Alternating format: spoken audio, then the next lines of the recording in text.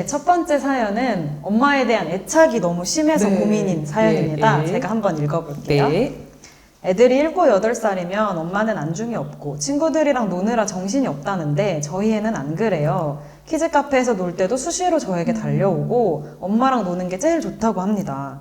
아직도 잠도 저랑 자고 자면서도 여러 번 깨서 엄마를 찾아요. 네.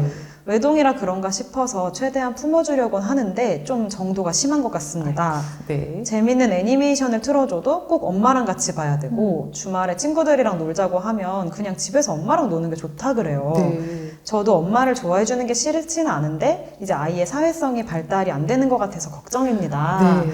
네, 이런 사연이에요. 근데 네. 이런 비슷한 사연들이 꽤 많이 들어왔더라고요. 생각보다 많아요. 네, 네, 그래서 네, 아무래도 네. 이제 7, 8살이면 초등학교 갈 때고 그때는 이제 보통 또래 집단이랑 더 가까이 지낸다고들 하잖아요. 네, 그게 이제 되게 정상적인 좋은 발달이라고 네. 생각하시죠. 맞아요. 근데 이제 네. 내 아이는 그럼 보통이 아닌가? 약간 아하. 이런 생각 때문에 고민이 네네. 많으신 것 같아요. 네.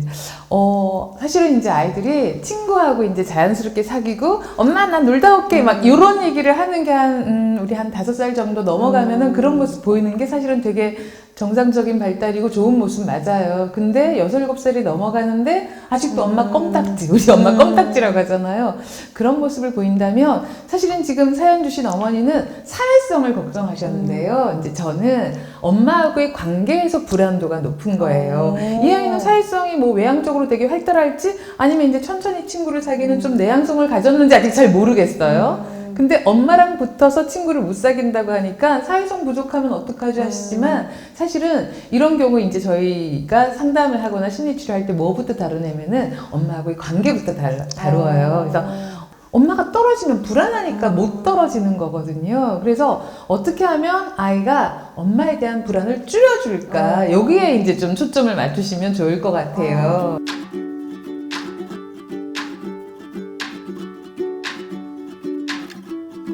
제목부터 너무 좋지 않으세요?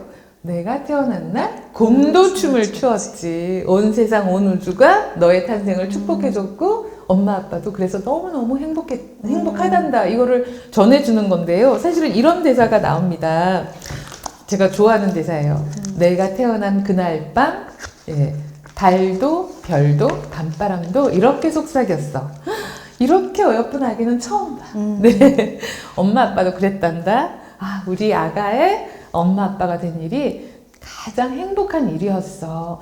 이거를 우리 당연히 아기가 어릴 때 다 해주신 거 맞거든요.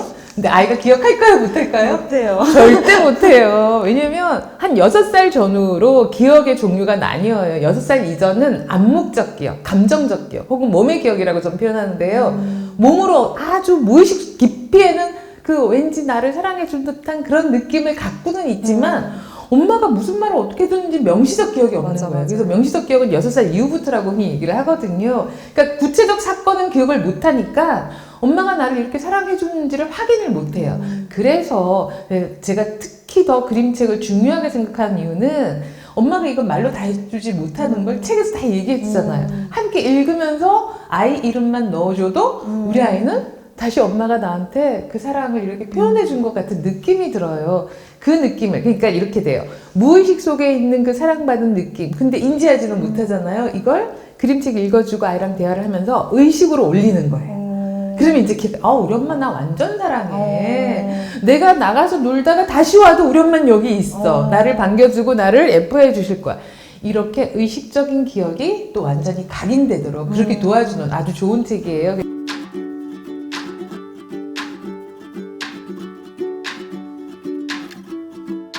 그 다음 책은 엄마 여우와 아기 여우의 숨바꼭질이에요. 자, 근데 보통 숨바꼭질 하면은 엄마가 숨고 아이가 찾고 막 이런 거 많이 하잖아. 물론 이제 거꾸로 역할을 바꿔서 아이가 숨고 엄마가 이렇게 찾고 이러기도 하는데요.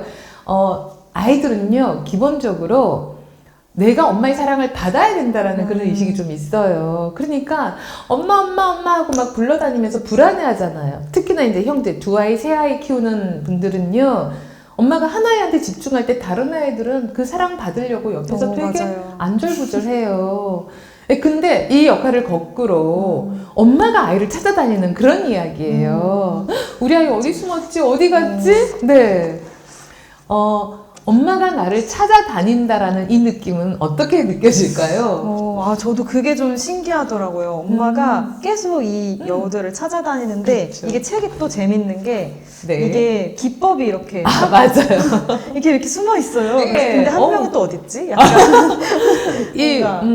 저는 이 엄마 뒷모습 보면서 일부러 아이들한테 세상에 엄마가 지금 어떨 것 같아 이런 거 막 얘기를 해요. 왜냐면 아이를 찾는 엄마의 간절한 마음, 잃어버렸을까봐 막 불안한 마음을 아이가 이제 동일시되어서 좀 느껴보면 우리 엄마가 나를 찾을 때도 저렇구나 이런 걸 느끼게 되거든요. 그래서 이 책이 참 마음에 들었던 거는 사랑을 막 갈구하는 역할이 아니라 당연히 엄마는 나를 사랑하고 나를 찾아줄 거야. 그러니까 난 불안할 필요가 없어. 이걸 느끼게 해주는 책인 것 같아서 되게 좋아요. 이게 심리적으로는 역설적 기법이라고 얘기해요. 그래서 너 엄마 사랑해? 이거 물어보면은요. 당연하지. 귀찮아. 막 이런 느낌이에요. 그러니까 뭐예요?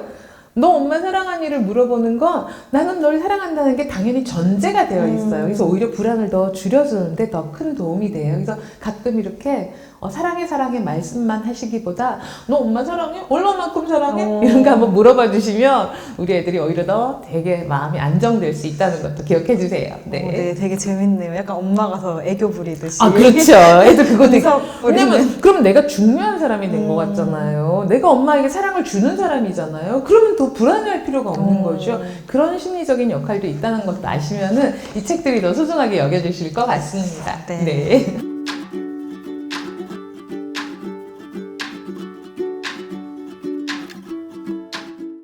그리고 이제 제가 되게 좋아하는 엄마의 손뽀뽀예요. 이거 제가 한번 들어볼까요? 네네. 사실은 이제 분리불안이잖아요. 엄마랑 떨어지는 게 불안하잖아요. 그런데 이제 이 엄마가 엄마의 사랑을 이렇게 손에다가 뽀뽀로 이제 간직하게 해요. 그러니까 이게 되게 상징적인 느낌이긴 하지만 그래도 엄마가 나한테 이렇게 손뽀뽀 한번 해주면 이 온기가 남아있는 것 같아서 내가 나가서 뭐 유치원을 가거나 학교를 가도 이 느낌이 이제 내 마음속에 간직할 수 있게 되면 그 불안을 재워주는데 되게 도움이 됩니다. 그래서 실제로 이거 해보실 때요. 하트 스티커 있잖아요. 하트 스티커로 좀 붙여주기도 하고 여러 장 붙이고 동시에 또 제가 아까 얘기했던 역설적 기법으로 나 엄마도 필요해. 엄마한테도 붙여줘. 이런 거예요. 우리 엄마도 나의 사랑이 필요하구나. 이러면은 정말 도움되는 그런 역할을 할 거예요. 우리 아이들 애착 인형 많이 갖고 다니잖아요.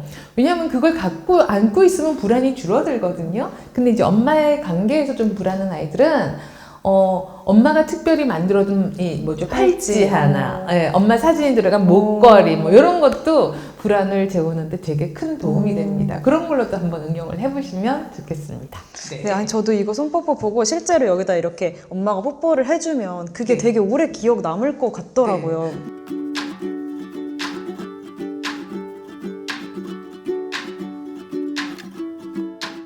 그 다음 책은요, 우리 이제 김영진 작가님의 엄마가 달려갈게. 엄마가 어디를 달려갈까요? 보자마자 저는 내가 기다렸던 책이야. 이런 느낌이었어요. 왜냐면 아이는 되게 내가 뭔가 밖에 나가서 우리 되게 속상한 일이 되게 많잖아요. 그쵸? 친구가 나랑 안 논다고도 하기도 하고, 길 가다가 넘어지기도 하고, 근데 속상할 때 이렇게 엄마 아빠가 나한테 달려와서 도와줄 거라는 그런 이렇게 상징적인 기대감을 갖고 있으면 혼자 툴툴 털고 일어날 수 있게 돼요. 근데 그런 걸 너무너무 잘 전해주는 이야기예요. 되게 든든하고요. 부모님의 사랑을 의심하지 않게 되죠. 그리고 요즘 아이들의 특징은요, 부모님 사랑 의심해요. 맞아요. 되게 의심해요. 저도 의심해요. 정말 저도 저희가 셋이거든요. 근데 이제 엄마는 나만 안 사랑하는 것 같다. 둘째, 셋째만 사랑하는 것 같다. 근데 그럼 어머니가 되게 서운해하세요. 되게 억울해하세요. 완전 맞아. 억울해요. 그리고 요즘 아이들이 선생님보다 더 그런 이유는요. 옛날에는 좀 엄마 아빠가 날 서운하게 힘들게 해도 나가서 놀다 보면 많이 자연 치유가 되었어요. 근데 요즘은 자연 치유의 기능이 없어진 구조에서 살잖아요. 그러다 보니 사랑하기 때문에 우리 아이가 아이한테 하는 걸 한번 생각해 보세요. 사랑하니까 혼내고 다그치고 윽박지르고 심하신 분은 등짝 스매싱도 하시고. 그러니까 내가 기억하는 엄마가 나한테 한 거는 혼내기밖에 없는 거예요. 혼내기만 하는 사람을 어떻게 사랑한다고 생각하겠어요. 맞아요. 그래서 제가 물어보면 엄마 나 안 사랑하는 것 같아. 혹은 모르겠어요. 이렇게 대답하는 아이들 많아요. 그래서 이런 책들을 통해서 의식적으로 계속 사랑해서 그렇다라는 약간 변명 같지만 네, 그리고 또 중요한 건 이렇게 이런 책 많이 읽어주시다 보면요 엄마가 아이를 혼내기를 좀 저절로 좀 줄어드시는 그런 역할도 분명히 있어요. 네, 그런 것도 한번 경험하시면 좋겠습니다. 네. 네.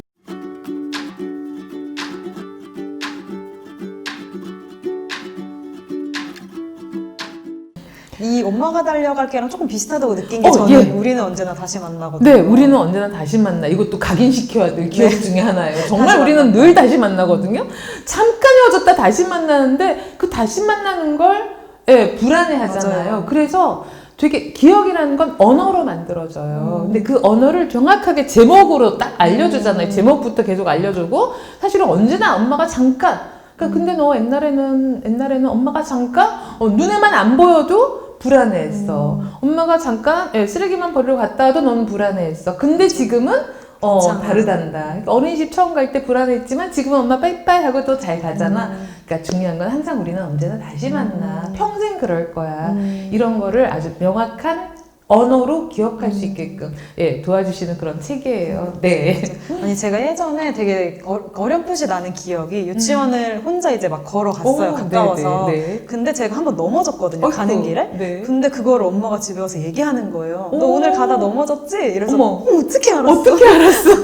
그러니까 엄마가 내가 조금 멀었는데도 창문으로 나를 이렇게 보고 있구나. 네, 그게 네. 되게 안심이 되더라고요. 그럼요. 그래서 잠잘 때도 엄마는 너를 보고 있단다. 뭐 너가 뭘 해도 엄마는 항상 엄마 마음속에 항상 네가 있어. 이제 이런 거를 얘기해 주시면 우리 아이 애착 불안이 많이 진정이 되고 되게 이게 씩씩하게 세상으로 한 걸음씩 걸어 나갈 수 있을 것 같습니다. 네. 네, 지금까지 이렇게 한 5권 정도의 책을 봤는데 혹시 뭐 그림책 말고도 좀 실생활에서 해볼 수 있는 게 있을까요? 보통 우리가 사진을 찍자 그러면 어때요? 하나, 둘, 셋, 짜잔! 이러잖아요. 근데 그거보다 더 좋은 사진, 도움되는 사진은요, 우리 아이가 이렇게 그림책을 보고 있잖아요. 그림책 보는 모습을 찍어주세요. 왜냐하면 아이는 자기가 뭔가를 놀 때, 엄마를 껴안고 있을 때 어떤 모습인지 몰라요. 자기는 모릅니다. 그래서 그 모습을 찍어주고 그 사진을 갖고 얘기하는 거예요. 와, 너 진짜 이렇게 집중하는 모습 멋지다. 너가 이렇게 엄마 아는 사진인데 너가 이렇게 안아주면 엄마 얼마나 행복한지 몰라. 이런 얘기를 들려주면 아이들이 내가 몰랐던 나의 모습, 나를 사랑해준 엄마의 모습, 아빠의 모습 이런 걸 보면서 되게 안심을 하죠. 되게 탄탄하게 마음이 성장할 수 있습니다. 네, 그러니까 아이들이 진짜 자기 사진 보는 거 되게 좋아하더라고요. 네, 제가 상담실에서도 종종 하거든요. 근데 이제 아이들이 처음에 뭔가 관계 불안이 있거나 하는 아이들은요, 사진 자체를 막 거부를 해요. 근데 저하고 신뢰감 형성되고 편안해지고 즐거워지면은 제가, 야, 너 책 보는 모습 얼마나 멋진지 알아? 나만 보기 너무 아깝다. 찍어도 돼? 그러면은 얼마나 사랑스러운지 몰라요. 그러면은요, 제가 한 장만 안 찍고 여러 장 찍으면요, 또 보여달래요. 이렇게 마음에 드는 거 제가 또 다시 어머니께 보내드리고 이러기도 하는데, 그렇게 자기의 객관적인 모습을 통해서 마음 성장이 이루어진다는 것도 아시면 좋겠습니다. 네. 네. 오늘은 이제 좀 애착불안이랄지 이제 부모님과의 관계에 조금 집착하는 그런 아이들에 대한 고민 사연을 받아봤는데요. 네. 우선 이제 선생님 말씀 들어보면 좀 엄마가 이제 아빠가 너를 많이 사랑한다. 이거를 계속해서 확인시켜주는 게 중요하다. 네. 그런 이야기들을 나눠봤습니다. 오늘 이렇게 소개해주신 책들이 다 너무 좋아서 실제로 아이들이랑 많이 읽어보고 또 손뽀뽀도 해보고 이러면 너무 좋을 것 같아요. 네. 네, 감사합니다. 감사합니다.